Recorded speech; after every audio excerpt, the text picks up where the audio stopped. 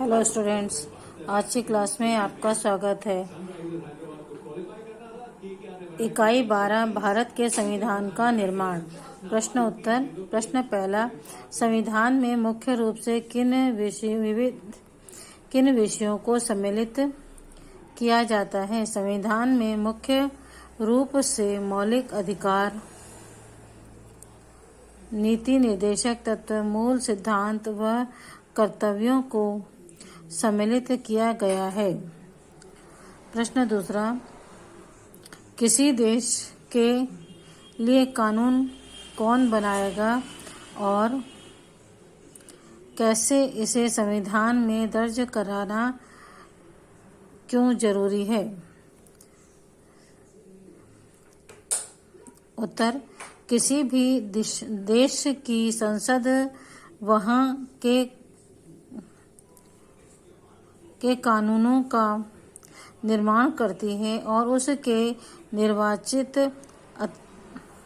प्रतिनिधियों के द्वारा कानून का निर्माण किया जाता है।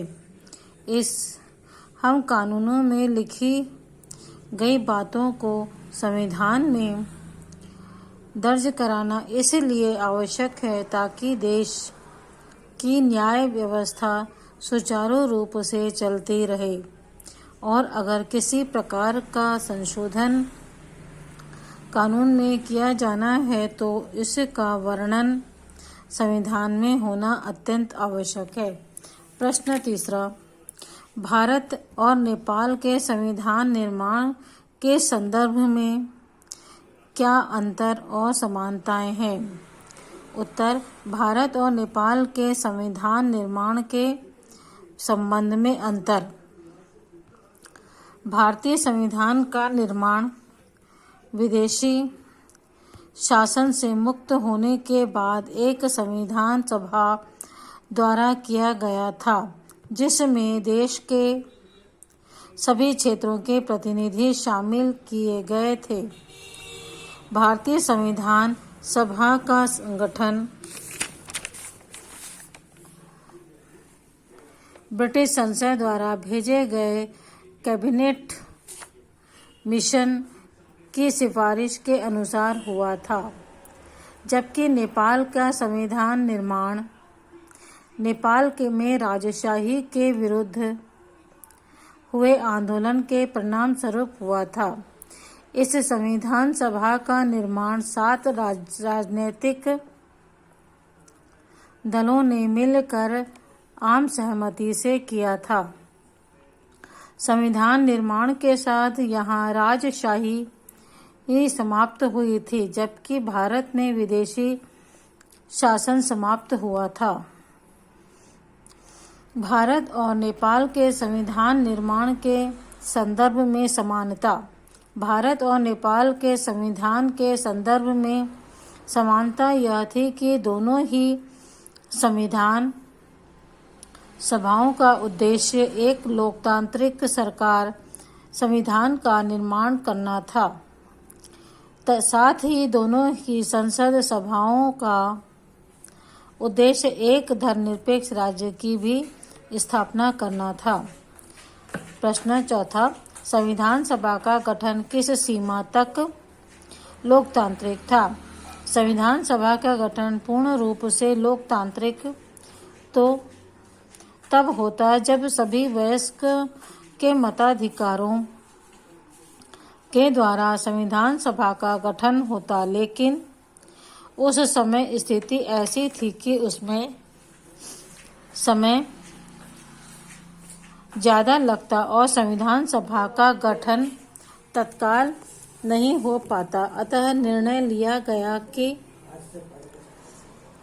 1935 के भारत शासन अधिनियम के आधार पर चुनी गई प्रांतीय विधानसभाओं का उपयोग निर्वाचक मंडल के रूप में किया जाए। अतः समय व परिस्थितियों के अनुसार जितने लोकतांत्रिक तरीके से संविधान सभा गठित की जा सकती थी की गई। अतः संविधान सभा का गठन पूर्णतः लोकतांत्रिक था। प्रश्न 5वां, संविधान सभा ने संविधान निर्माण में लोगों की भागीदारी को बढ़ाने के लिए क्या कदम उठाए? उत्तर, संविधान की मुख्य विशेषताओं के संबंध में प्रश्नावली सभी प्रांतीय विधानमंडल और केंद्रीय विधानमंडल के सदस्यों को उनकी राय लेने के लिए भेजी गई। तत्पश्चात अल्पसंख्यक एवं मौलिक अधिकार परामर्श समिति की प्रश्नावली पारदर्शिता के साथ समाचार पत्र पत्रिका के माध्यम से जनता तक चर्चा के लिए संचालित की गई। समाचार पत्रों तथा आम जनसभाओं में इन प्रश्नों व विभिन्न प्रस्तावों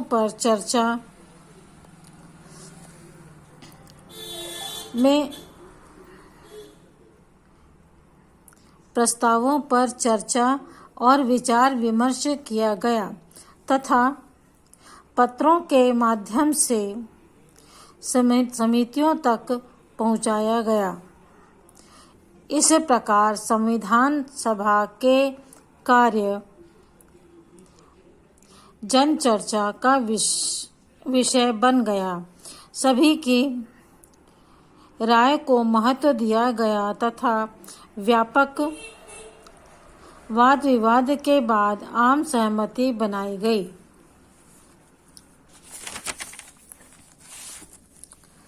इस प्रकार विभिन्न तरीकों से संविधान निर्माण में लोगों की भागीदारी बढ़ाई गई।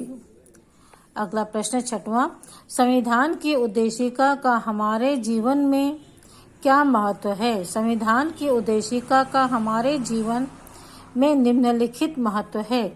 पहला, जनता की अभिलाषा को पूर्ण करना।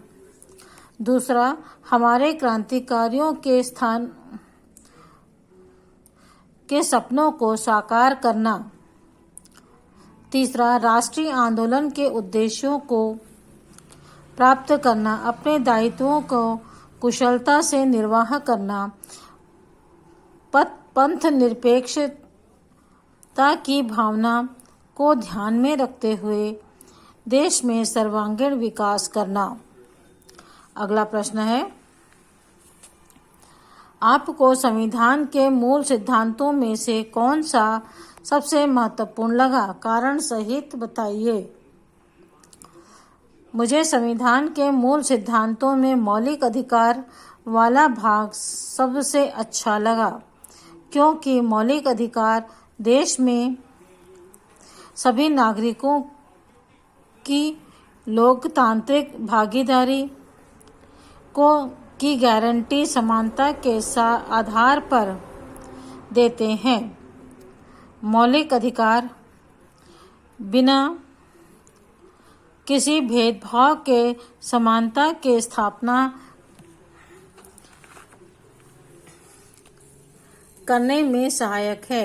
यह सभी नागरिकों को जातीय, धार्मिक एवं रोजगार की स्वतंत्रता की गारंटी देते हैं। मूल अधिकार देश में